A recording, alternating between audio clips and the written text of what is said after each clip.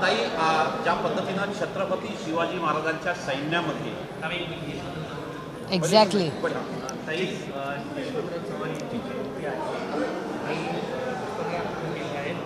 इतक्या वर्षानंतर महाराष्ट्राकडे मागे वळून पाहताना आज काय वाटतं? अर्थातच अतिशय विनम्रपणे आम्ही सगळे आदरणीय वंदनीय आम्हाला अतिशय प्रिय आमचे गुरुवर्य कैलासवासी यशवंतराव चव्हाण साहेबांना विनम्रपणे आम्ही नतमस्तक होतो त्यांच्यासमोर. त्यांनी महाराष्ट्राचा आणलेला मंगल कलश, त्यांनी महाराष्ट्रासाठी पाहिलेली आणि देशाला पाहिलेली जी स्वप्न आहेत ती स्वप्न पूर्ण करण्यासाठी आम्ही सगळे ह्या समाजसेवेमध्ये आहोत.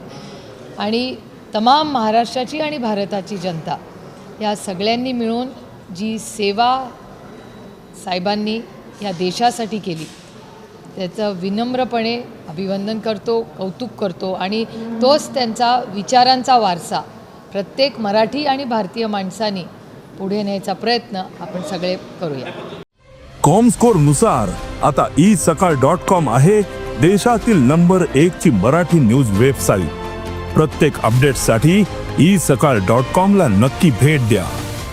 ताई, जर आपण आता पाहिलं तर इथं आजची परिस्थिती बघितली, ज्या पद्धतीनं महाराष्ट्रामध्ये परिस्थिती आहे, कायदा सुव्यवस्था पूर्ण ढासळलेली आहे, असं असताना त्याच्या विषयावर वार्ता करत राहू शकतो का? हे दुर्दैव आहे. महाराष्ट्रामध्ये जी परिस्थिती झाली आहे ती अर्थातच जे चव्हाण साहेबांचे विचार आहेत त्याला न पटणारीच आहे. हे काय तुमच्या प्रश्नातच माझं उत्तर आहे. म्हणजे आजच्या दिवशी महाराष्ट्रामध्ये ज्या घटना होत आहेत किंवा जी स्टेटमेंट्स केली जातात ती चव्हाण साहेबांच्या संस्कारात कुठेही बसत नाहीत. ताई, पण स्वतः यशवंतराव चव्हाणांचा वारसा सांगून अलीकडे काही पक्ष सांगतात, त्यांच्या पक्षामध्ये राजरोज गावगुंडांना आश्रय दिला जातो आणि जे आश्रय देतात त्यांना देखील कुठली कारवाई होताना पाहायला मिळत नाही. हे दुर्दैव आहे की महाराष्ट्रात जे राजकारण आता चाललं आहे अतिशय दुर्दैवी आणि महाराष्ट्रासाठी हानिकारक आहे. जो डेटा केंद्र सरकारकडून येतो आहे त्याच्यात महाराष्ट्राची जे क्राईम असेल किंवा इन्व्हेस्टमेंट्स असतील याच्यामध्ये प्रचंड तफावत दिसते. आणि लोक, म्हणजे हे मी म्हणत नाही आहे, केंद्र सरकारचा डेटा सांगतो आहे की महाराष्ट्रामध्ये इन्व्हेस्टमेंट करणं असेल, क्राईम असेल, म्हणजे इन्व्हेस्टमेंट्स कमी होत आहेत आणि क्राईम वाढतो आहे, हा केंद्र सरकारचा डेटाच सांगतो आहे. त्याच्यामुळे अर्थातच चव्हाण साहेबांच्या स्वप्नातला महाराष्ट्र आज दिसतो आहे का, तर अतिशय म्हणजे दुर्दैवाने मला हे म्हणावं लागतं आहे की राजकीय परिस्थिती तशी नाही.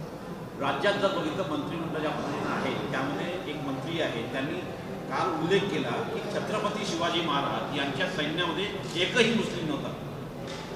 हे खूप दुर्दैव आहे की आज राजकारण, म्हणजे आज जे सरकार आहे त्यांनी केलेली कामं, आज महाराष्ट्रात असलेलं फिस्कल डेफिसिट, महाराष्ट्राची आणि देशाची आर्थिक परिस्थिती, पुढे बेरोजगारी, भ्रष्टाचार आणि आज मुलं नोकऱ्यांसाठी दर भटकत आहेत, एवढी मोठी आव्हानं राज्य आणि देशाच्या समोर असताना ज्या चुकीची विधानं, हे वाचाळ वीर, हे जे महाराष्ट्रात सरकार का त्यांना प्रोत्साहन देते ह्याचं उत्तर तुम्हाला महाराष्ट्र सरकारलाच विचारावं लागेल. ज्या पद्धतीनं बीडमध्ये सतीश भोसले यांचा उल्लेख केला जातो खोक्यामधून, त्याला अटक प्रयागराजला केली आणि तिथे बीड पोलीस पोहोचले. याचा अर्थ असा होतो की पोलीस आणि गुन्हेगार यांची हातमिळवणी झालेली आहे. तुम्ही आज जे सगळे प्रश्न विचारतात आहे तुमच्या सगळ्या प्रश्नातच माझी उत्तर आहे. याचा अर्थ हा पळून गेलाच कसा, आणि अर्थातच जसं ह्याला पकडलं तसा त्या कृष्णा आंधळेलाही पकडा,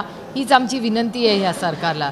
गेले 3 महिने झाले दररोज जो 7वा खुनी आहे, गुन्हेगार आहे, ज्याला फाशी झाली पाहिजे, असा कृष्णा आंधळे या सरकारला का मिळत नाही आहे, हा माझा प्रश्न आहे या महाराष्ट्राच्या सरकारला. आज या प्रकरणामध्ये सुनावणी होती, काय वाटतं, न्याय मिळेल का? काय हे मला वाटतं एक सुरुवात आहे ही, त्याला थोडासा वेळ अर्थातच लागेलच कारण का प्रोसेस फॉलो करायला पाहिजे. पण आमची विनंती आहे की जो कोणी ह्याच्यात ज्यांनी कोणी सहकार्य केलं असेल त्याला कॉन्स्पिरेटर म्हणून त्याचं नाव त्याच्यात घेतलं पाहिजे. मग तो कोणीही असू दे, ज्यांनी हत्याचा कट केला, ज्यांनी हे कट कारस्थान केलं, ज्यांनी एक्स्टॉर्शन, खंडणी मागितली, या सगळं खंडणी मागणं या देशात गुन्हा आहे. त्याच्यामागे ED CBI लागते. हा देशाचा नियम कायदा आहे जो पार्लमेंटमध्ये कैलासवासी मनमोहन सिंग साहेबांचं सरकार होतं तेव्हा केलेला आहे. आम्ही म्हणतो आहे की हा देश कुणाच्या मनमर्जीने नाही, तो संविधानाने चालला पाहिजे, एवढीच आमची मागणी. ताई, ज्या पद्धतीनं छटका मटण आणि हलाल मटणचा वाद केला आहे, यावरून हिंदू मुस्लिमांमध्ये दंगे बसवण्याचा प्रयत्न तर नाही आहे अशी चर्चा आहे. मल्हार नाव देण्याची त्या राणी यांनी मागणी केली होती, त्यावरून आता जेजुरीमधील काही लोकांचं त्याच्यावरती आक्षेप घेण्यात आला, देवतांची नावं देऊ नये. हे खूप दुःख आहे की आज सत्तेमध्ये असलेले लोकांच्या भावना रोज दुखवतात आणि मला खूप वाईट वाटते की हे म्हणतात ह्यांचं सरकार विकासासाठी आलं आहे. विकास सोडून लोकांमध्ये समाजात तेढ निर्माण करायचं पाप सातत्याने हे सरकार करतं आहे. हे खूप दुर्दैवी आहे आणि माझी माननीय मुख्यमंत्र्यांना विनम्र विनंती आहे की हे वाचाळवीर कृपा करून आवरा. याचं कारण असं, महाराष्ट्राच्या आणि भारताच्या ऐक्यासाठी आणि सुसंस्कृत महाराष्ट्रामध्ये आपण सगळे एक आहोत आणि डिव्हर्सिटी ही भारताची ताकद आहे. त्याच्यामुळे आपण सगळे एक आहोत, भारतीय आहोत, ह्याचा सार्थ अभिमान आपल्याला आहे आणि हेच संस्कार आपल्यावर छत्रपती शिवाजी महाराज आणि शाहू फुले आणि आंबेडकरांचे हे जे संस्कार आपल्यावर आहेत, महात्मा गांधी साहेबांचे जे संस्कार आहेत, हेच पुढे न्यावे. आणि माझी विनम्र विनंती आहे महाराष्ट्राच्या माननीय मुख्यमंत्र्यांना की कृपा करून, महाराष्ट्रामध्ये आधीच क्राईम वाढलेला आहे, हे मी म्हणत नाही आहे, हे केंद्र सरकारचा डेटा सांगतो आहे. तर क्राईम वाढेल अशा कृपा करून कृती करू नका. किंवा तुमच्या मंत्र्यांनाही, जसं मागच्याच वेळीच माननीय मुख्यमंत्री म्हणाले होते की सगळ्या मंत्र्यांवर गॅग ऑर्डर, हे माझे शब्द नाही आहेत, हे माननीय मुख्यमंत्र्यांचे आहेत की प्रत्येकाने संवेदनशीलपणे बोलावं. हे माननीय मुख्यमंत्रीच त्यांच्या मंत्र्यांना बोललेत.